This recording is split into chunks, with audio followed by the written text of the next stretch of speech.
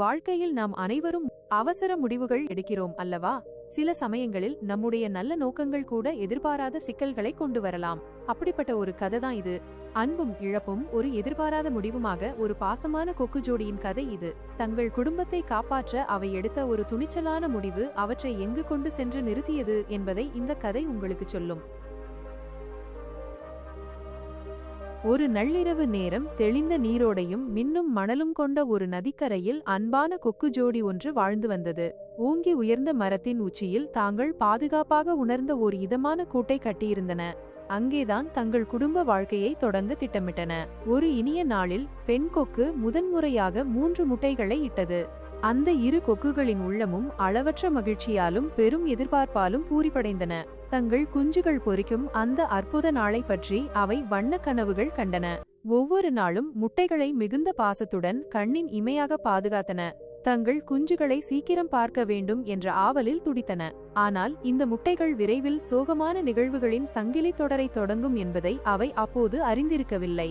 ஒரு பிரகாசமான காலை பொழுதில் கொக்குகள் தங்கள் கூட்டை விட்டு பிரிந்து அருகில் இருந்த நதிப்பகுதிக்கு உணவு தேடி சென்றன.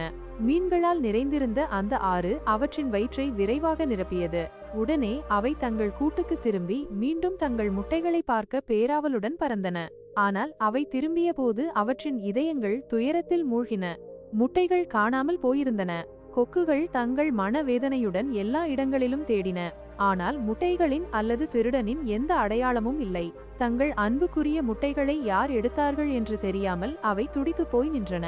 முடிவில் தங்கள் எதிர்கால குஞ்சுகளை நிரந்தரமாக இழந்துவிட்டதை மன வலியுடன் அவை ஏற்றுக்கொள்ள வேண்டியிருந்தது. மீண்டும் ஒரு துயரம் நிகழாமல் தவிர்க்கும் நம்பிக்கையில் கொக்குகள் வேறு ஓர் இடத்தில் புதிய கூட்டை மிகுந்த கவனத்துடன் கட்டின. காலம் அதன் போக்கில் நகர்ந்தது. பெண் கொக்கு மீண்டும் முட்டைகளை இட்டது. இந்த முறை ஆண் கொக்கு மட்டும் உணவு தேடச் சென்றது. அதே நேரத்தில் பெண் கொக்கு தன் முழு கவனத்துடன் முட்டைகளை காக்க அங்கேயே தங்கியது. இந்த வழக்கத்தை அவை ஒவ்வொரு நாளும் தவறாமல் பின்பற்றின. தங்கள் புதிய முட்டைகள் பாதுகாப்பாக இருக்கும் என்று ஆழ்ந்த நம்பிக்கை கொண்டிருந்தன. ஆனால் ஒரு நாள் காலை ஆண் கொக்கு திரும்பி வந்தபோது தன் துணையை கண்ணீருடன் கண்டது. முட்டைகள் மீண்டும் காணாமல் போயிருந்தன. இந்த முறை பெண் கொக்கு யார் அவற்றை திருடினார்கள் என்பதை உணர்ந்து அதிர்ச்சியில் உறைந்து போனது. ஒரு விஷப்பாம்பு வந்து முட்டைகளை விழுங்கியிருந்தது. அது பாம்புடன் சண்டையிட முனைந்த போது பாம்பு அதற்கு எதிராக திரும்பி அதை தாக்க எத்தனித்தது. இதனால் பெண் கொக்கு பின்வாங்க வேண்டியதாயிற்று. ஆண் கொக்கு அளவற்ற கோபத்துடனும் விரக்தியுடனும் தனது புத்திசாலி நண்பனான நண்டுவிடம் சென்று தங்கள் துயரங்களை பற்றி அவனிடம் மனந்திறந்து பேசியது. எனக்கு என்ன செய்வது என்றே தெரியவில்லை என்று அது வேதனையுடன் கூறியது. பாம்பு எங்கள் முட்டைகளை மீண்டும் விழுங்கிவிட்டது. நண்டு அமைதியாகவும் ஆழ்ந்த சிந்தனையுடனும் கவலைப்படாதே என் நண்பனே, நாம் நிச்சயமாக ஏதாவது ஒரு வழியை கண்டுபிடிப்போம் என்று ஆறுதல் கூறியது. சிறிது நேரம் ஆழமாக யோசித்த பிறகு நண்டு ஒரு அற்புதமான திட்டத்துடன் வந்தது. அது அந்த திட்டத்தை ஆண் கொக்குவின் காதில் ரகசியமாக சொன்னது. அதை கேட்ட ஆண் கொக்குவுக்குள் மீண்டும் நம்பிக்கை துளிர்விட்டது. கொக்கு உடனடியாக தனது துணையிடம் சென்று அந்த புதிய திட்டத்தை பகிர்ந்து கொண்டது. இறுதியாக தங்கள் முட்டைகளை பாதுகாக்கப் போகிறோம் என்ற ஆவலில் துடித்தது. இந்த திட்டம் வேலை செய்யுமா? பெண் கொக்கு கலக்கத்துடன் கேட்டது. நாம் மற்றொரு தவறை செய்யவே முடியாது. அதை தாங்கும் சக்தி எங்களுக்கு இல்லை. ஆனால் ஆண் கொக்கு எப்படியாவது முயற்சி செய்ய வேண்டும் என்ற உறுதியுடன் நாம் ஏதாவது செய்தே ஆக வேண்டும். வேறு வழியில்லை என்று பதிலளித்தது. பெண் கொக்கு மீண்டும் முட்டைகளை இட்டபோது அவை இருவரும் அந்த திட்டத்தில் உறுதியாக இருந்தன. அடுத்த நாள் ஆண் கொக்கு நதிக்கரைக்கு பறந்து சென்று சிறிய மீன்களை பிடித்தது. அது மீன்களை கீரிப்பிள்ளையின் வளைவில் இருந்து தங்கள் மரம் வரை ஒரு தடயத்தில் கவனமாக வைத்தது. கீரிப்பிள்ளையை கூட்டுக்கு அருகில் வர தூண்டி ஒரு பொறியில் சிக்க வைக்கும் என்று நம்பியது. இதற்கிடையில் ஆண் கொக்கு பாம்பின் குகைக்கு பறந்து சென்று எங்களுக்கு மீண்டும் முட்டைகள் இருக்கின்றன என்று சத்தமாக அறிவித்தது. பாம்பை வெளியே வர தூண்டும் என்று நம்பியது. முட்டைகளின் பாதுகாப்பை பற்றி கொக்கு மிகவும் பயந்தாலும் எதுவும் செய்யாவிட்டால் பாம்பு எப்படியும் ஒரு நாள் அவற்றை கண்டுபிடித்து விடும் என்பதை அது நன்றாக அறிந்திருந்தது. மீனின் வாசனையை அறிந்த கீரிப்பிள்ளை கொக்கின் கூடு இருந்த மரத்தை அடையும் வரை அந்த மீன் தடயத்தை பின்தொடர்ந்தது.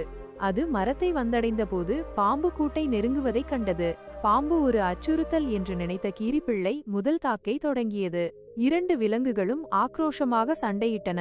ஒவ்வொன்றும் மற்றொன்றை வெல்ல முழு பலத்துடன் போராடின. அந்த பயங்கரமான சண்டை நீண்ட நேரம் தொடர்ந்தது. இறுதியாக கீரிப்பிள்ளை பாம்பை கொன்று வீழ்த்தியது. தங்கள் கூட்டில் இருந்து கொக்குகள் இந்த காட்சியை பார்த்து நிம்மதி பெருமூச்சு விட்டன. தங்கள் துயரங்களுக்கு காரணமான பாம்பு இனி இல்லை என்ற எண்ணம் அவற்றின் உள்ளத்தில் சற்று அமைதியை தந்தது. ஆனால் அவற்றின் நிம்மதி அதிக நேரம் நீடிக்கவில்லை. அடுத்த நாள் கொக்குகள் மீன்பிடித்துவிட்டு திரும்பியபோது கீரிப்பிள்ளை தங்கள் மரத்திலிருந்து இறங்குவதை பார்த்து அதிர்ச்சியில் உறைந்து போனது. தங்கள் கூட்டுக்கு விரைந்து சென்றபோது கீரிப்பிள்ளை தங்கள் முட்டைகளையும் விழுங்கிவிட்டது என்பதை அறிந்து பேரதிர்ச்சி அடைந்தன. இந்த புதிய வேட்டைக்காரன் பாம்பை விட மிகவும் மோசமானவனாக இருந்தது. கதையின் நீதி. இந்த கதையின் ஆழமான நீதி என்னவென்றால், நாம் எந்த ஒரு செயலையும் செய்வதற்கு முன் நன்கு சிந்தித்து செயல்பட வேண்டும் என்பதாகும். அவசரப்பட்டு விளைவுகளை பற்றி யோசிக்காமல் எடுக்கப்படும் முடிவுகள் பெரும்பாலும் எதிர்பார்த்த பலனை தராமல் நிலைமையை மேலும் மோசமாக்கிவிடும். கொக்குகள் பாம்பை துரத்த கீரிப்பிள்ளையை பயன்படுத்திய போது அவை உடனடி பிரச்சனைக்கு ஒரு தீர்வு கண்டதாக நினைத்தன. ஆனால் அந்த தீர்வு இன்னொரு பெரிய பிரச்சனையான முட்டைகளை தின்பதில் பாம்பை விட கீரிப்பிள்ளை மோசமானது. எனவே வாழ்க்கையில் நாம் எதிர்கொள்ளும் சவால்களுக்கு தீர்வுகளை தேடும்போது தற்காலிகமான அல்லது எளிதானதாக தோன்றும் தீர்வுகளில் எச்சரிக்கையாக இருக்க வேண்டும். ஒரு பிரச்சனையின் மூல காரணத்தை கண்டறிந்து அதன் நீண்டகால விளைவுகளை பற்றி பொறுமையாகவும் நிதானமாகவும் சிந்தித்து முடிவெடுப்பது மிக அவசியம். இதுவே உண்மையான மற்றும் நிலையான தீர்வுகளை அடைய உதவும். இந்த கதையை உங்கள் மனதுடன் உணர்ந்து பார்த்ததற்கு நன்றி. இது உங்கள் இதயத்தை தொட்டிருந்தால் மறக்காமல் சப்ஸ்கிரைப் செய்யுங்கள். உங்கள் அன்பான வார்த்தைகளை கமெண்டில் எதிர்நோக்குகிறோம். உங்கள் உணர்வுகள்தான் எங்களுக்கு பெரிய உத்வேகம்.